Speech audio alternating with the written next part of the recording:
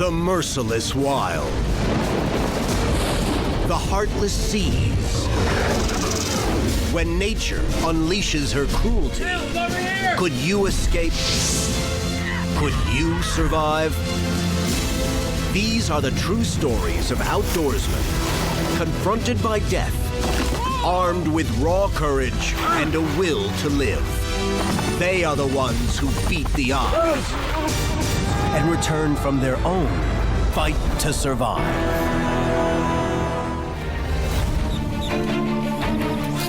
A family fishing trip turns into a bloody, savage nightmare. Something grabs me on my right leg and immediately takes me underwater. A 500-pound bull shark is clamped on Craig Hutto's leg, and the beast isn't letting go. The look on his face, it was just terror. A trail of blood to the shore leads to an agonizing choice between life or limb. Please don't let them take my leg. When life hangs in the balance, what does it take to survive?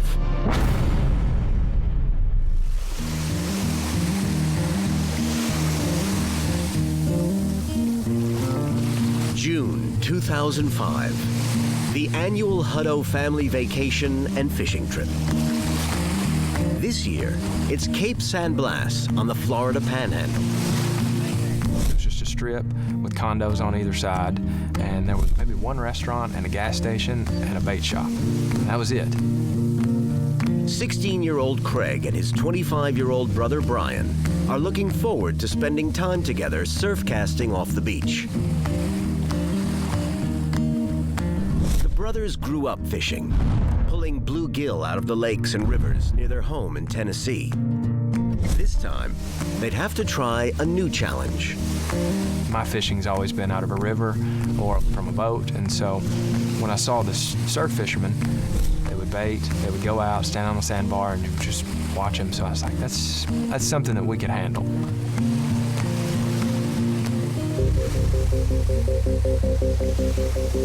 We would hook up with frozen shrimp on the beach. We would attach it to the pole, and then we would hold the pole above our head. Once we got on the sandbar, it was maybe knee-deep. And so we would just stand there and just throw it as far as we could and let it settle. And then usually within a matter of a minute or so, we'd have a fish on. Oh my gosh! Oh, Craig, watch it! And then we both would come back to the shore, and Mom and Dad would take pictures of it. We'd release the fish and rebait the hook, and then walk back out to the sandbar. Craig and Brian followed the same routine for hours each day of the vacation.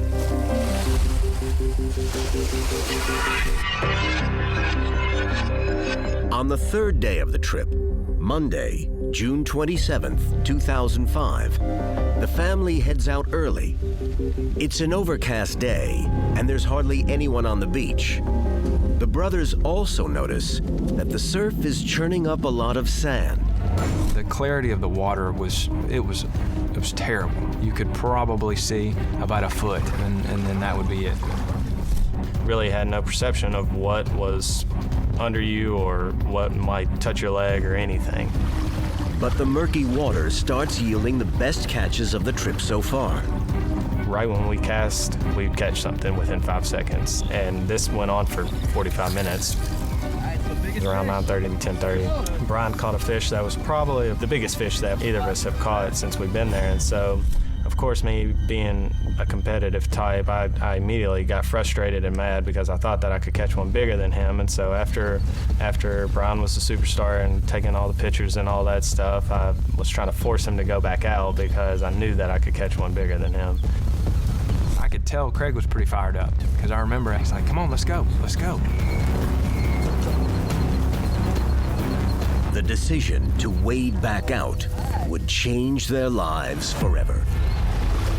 Lurking in the waters of this part of Florida are the most aggressive and deadly sharks in the world, the bull shark. Bull sharks love to cruise in warm, shallow water. As they head back out, Brian is slightly ahead and 10 feet to the right of Craig. They move towards a little gully, and start to drop down into it. The water was probably about a couple inches above my belly button, and all of a sudden, out of nowhere, it feels like a punch on my left thigh, and water's murky, don't know what it is. And I remember that he just did this. Whoa, what was that? The vacation is over.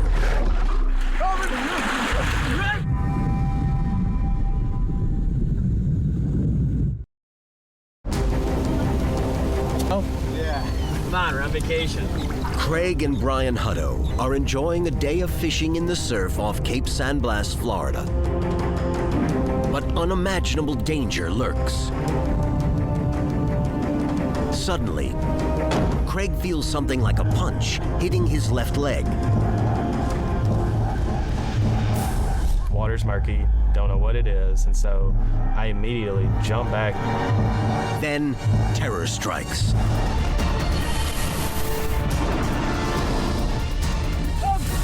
Something grabbed me on my right leg. Immediately, I went straight into shock. I vividly remember that the only thing that I was thinking was, Craig, this is a dream. You have to wake up right now.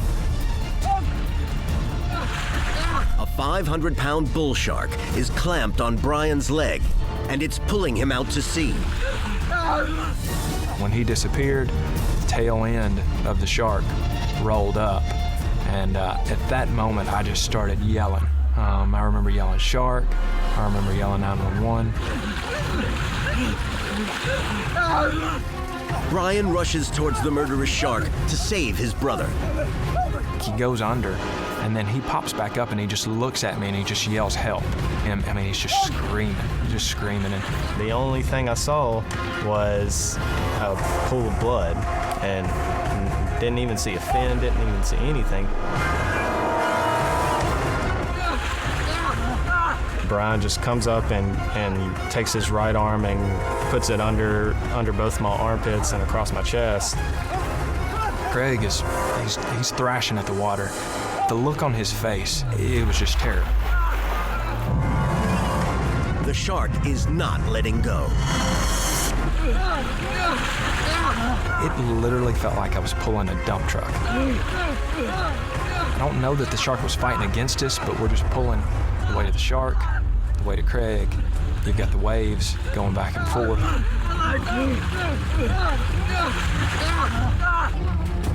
For me, it took 12 days to get from that gully to the beach. And now this whole time, the shark is still on my leg. Both brothers operate on pure instinct, right or wrong. If I didn't know anything about when you get attacked by a shark, you must gouge the eyes out. Craig only has one thought in his mind. I need to get the shark off my leg, and so I reach my hand down in hopes of trying to open the shark's mouth and releasing it off my leg. But the shark's razor-sharp teeth rip into Craig's hands. My left hand is basically shredded, and then my right hand was bit on my index and middle finger. With every heartbeat, the little blood Craig has left is being pumped out through the severed femoral artery in his right leg. All there was in the water was probably about a 3.5-foot span of blood and a trail of bright red blood all the way back.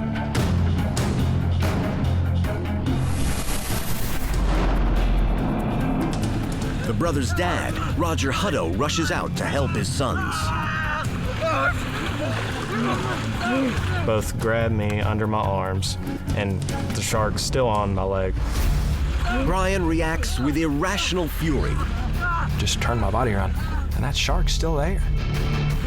So I remember I just started punching. It was kind of like punching a bag of Quickcrete. It was just really, really hard and sort of abrasive, and I don't think it made any difference whatsoever. I think it was just through, it spun around, and took off.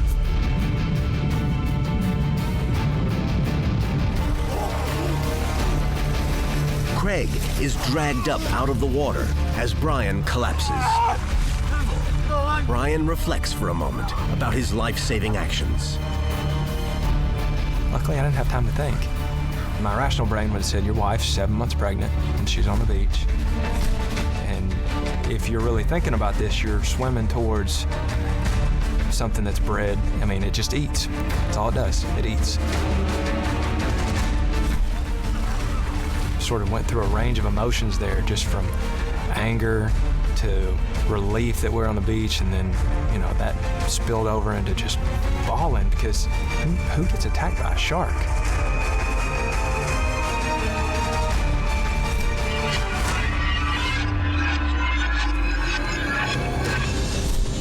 "911 has been called, but with a severed femoral artery, Craig will most likely die before the ambulance arrives. He needs a miracle, and he gets one. It's a miracle that there were 3 nurses on the beach that morning, just on vacation like we were, and they immediately came over and did exactly what they were trained to do.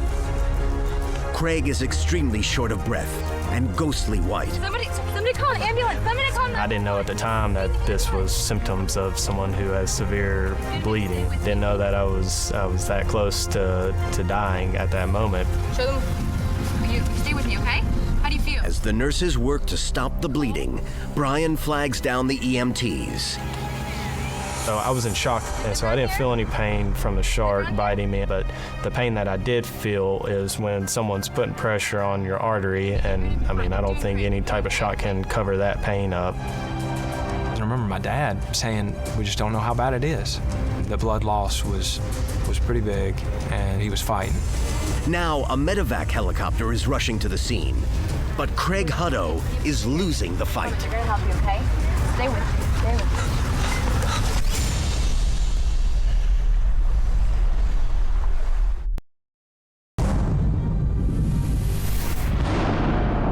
Craig Hutto has been attacked by a 500-pound bull shark.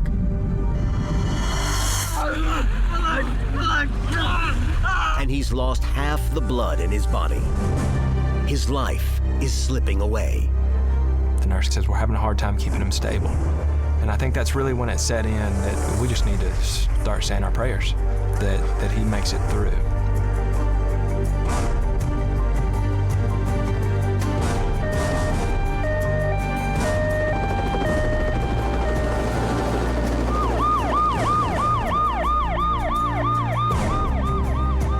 When Craig regains consciousness, his hands and leg are heavily bandaged.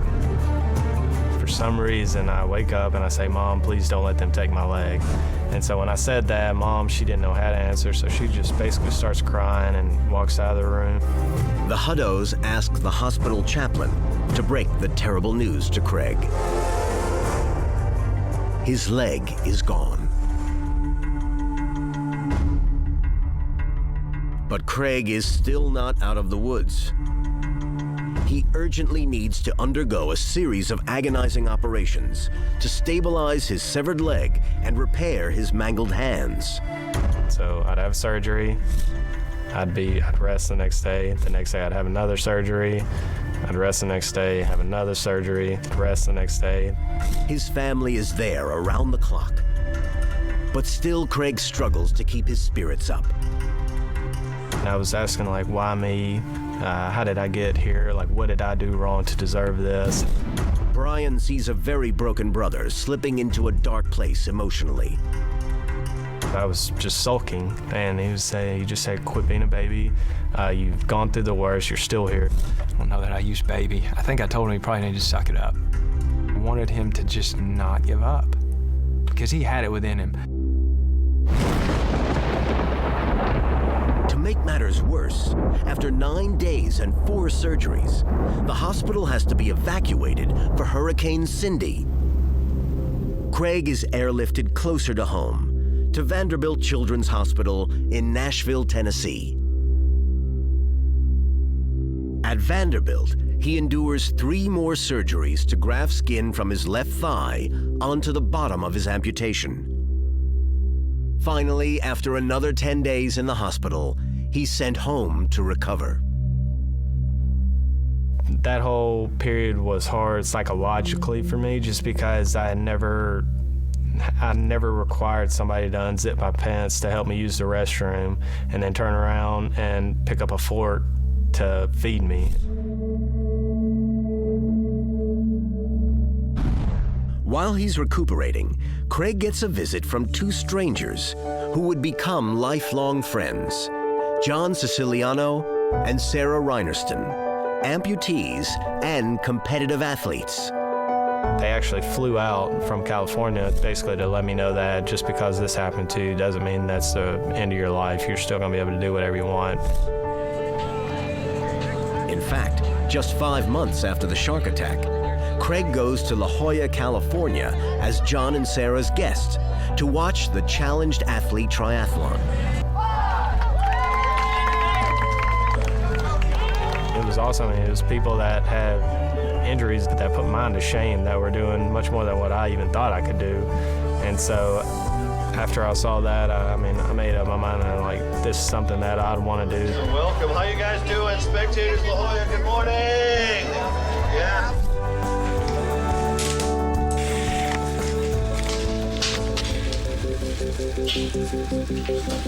Craig then suffers the painful process of being fitted for an artificial leg. I had to go through at least 12 different socket fittings, because on your prosthetic, your socket needs to be perfect. His doctor gets the fit right, but it's still what's called a passive prosthesis, an artificial limb your hip has to basically drag around. Craig masters the new leg. Then he gets a life-changing phone call just before high school graduation. It was cutting-edge technology, and I thought that it would be cool to be the front runner for this. Craig Hutto is about to make medical history.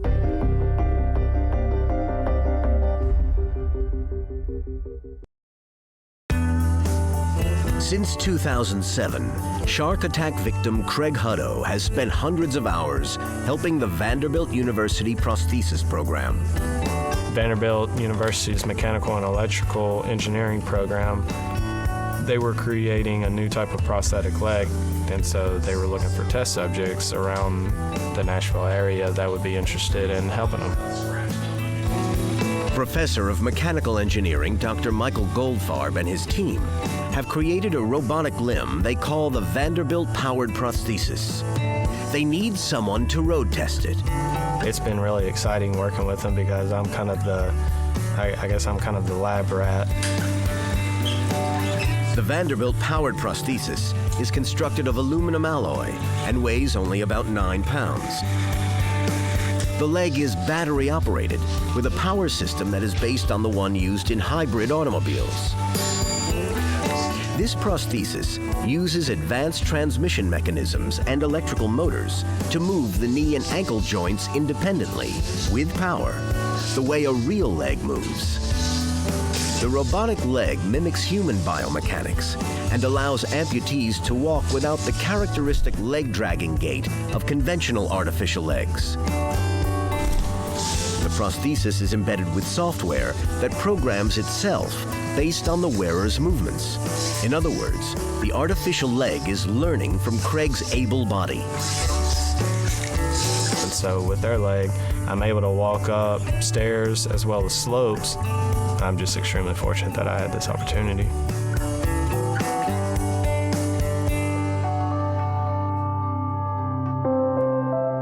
Craig also pursues his education, and in 2011, he graduates from Middle Tennessee State University. When I got to college and was thinking of what I should major in, it was really not even a decision, because I realized that nurses had saved my life, and I felt like I had to give something back. And so I went through the nursing program at MTSU and got my RN license. I'm currently getting my master's at Vanderbilt University to become an acute care nurse practitioner.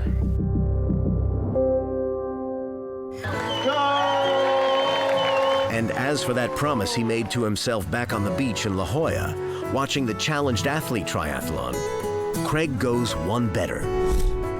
He and his brother Brian and their middle brother Zachary all trained together to compete as a team in the San Diego Triathlon Challenge. He trained, he got his wetsuit, he got in the pool, and we got out there, and I remember looking at the water thinking, it's gonna be tough. It just seemed really challenging. Swimming with one leg, swimming in the ocean for the first time. Once I got in the water and it kind of all hit me like, whoa, this water's a little murky. The horn rang and basically it was me trying to swim 1.2 miles, so it went about fine. It was an emotional time while he was in that water. And then they let us go down to the beach when he came out. And he comes out and he gets his crutches, and I was so choked up and so proud of him because he'd come full circle.